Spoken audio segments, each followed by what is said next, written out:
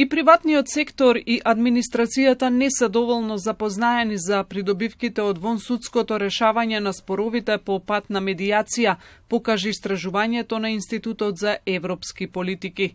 Дури и оние кои што се запознаени немаат желба да ја користат. Странките бараат да се доуредат законите кои третираат работни и спорови од помала вредност. Интересно е дека се уште мислат дека нема позитивни страни за решавање на споровите преку пат на медијација. И ова повеќе преовладува на локално ниво. Значи, ова мислење и на локално ниво се уште не би го решиле спорот по пат на медијација, јавните институции, додека пак приватниот сектор првенствено би ги решавале споровите по пат на медијација. Медијацијата се покажала како најефикасна за решавање на работните спорови, стопанските за долг до 1.000.000 денари, како и оние од областа на образованието.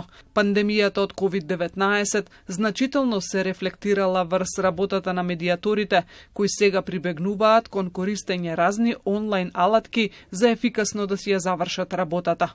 Да се надеваме, да очекуваме дека со техниката ќе успееме да ги приближиме вредностите на медијацијата меѓу страните и дека ако не може да дојдат во просторија или во нашите простории во 6 очи, барем да ги имаме на Zoom или на некоја од платформите за да го решат спорот. По пат на медијација споровите можат да се решат за неколку дена, а чинат 10 пати помалку од трошоците што се издвојуваат за судска постапка.